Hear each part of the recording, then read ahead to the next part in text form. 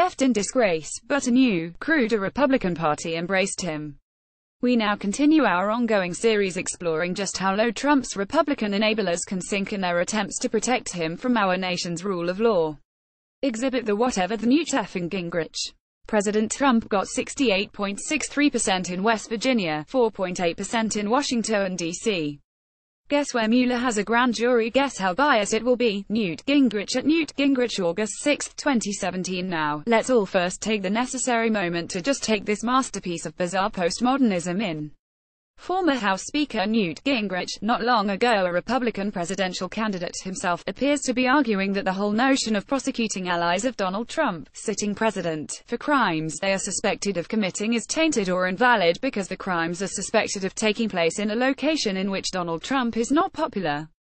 Mind you, for all we know the Donald Trump campaign and/or White House may have committed crimes in West Virginia as well.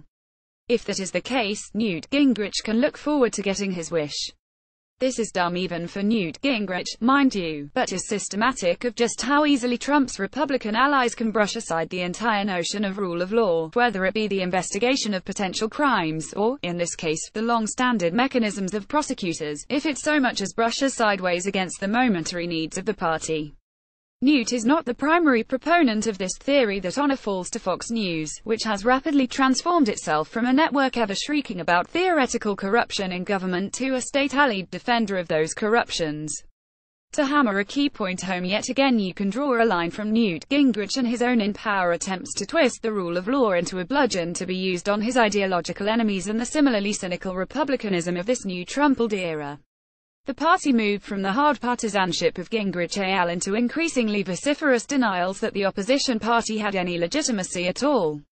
Democrats were no longer merely weaker sponsors of a nanny state, but a malevolent force allied with worldwide cosmopolitans, to use the Stephen Miller framing.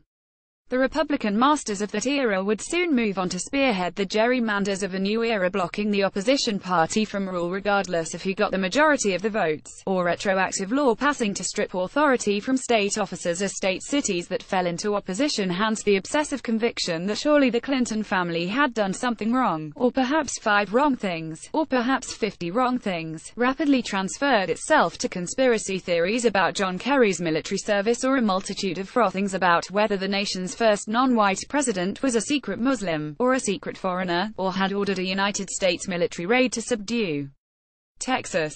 Republicans are currently engaged in yet another pity party over how Donald Trump happened to them, and how distant his brand of conspiratorial and willful ignorance is from what they envision to be their own convictions. It is all bunk. If Trump had not come along, his replacement would have been in the same mold. He would be contemptuous of the bounds constraining his power, and of laws protecting others from his beliefs. He would rail against immigrants.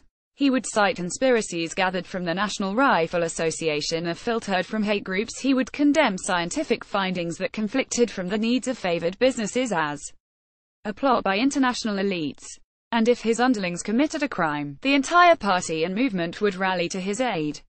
It does not matter if it was Trump or if it was not. Trump is not in command of what party ideologues from Paul Ryan to Newt Gingrich may declare.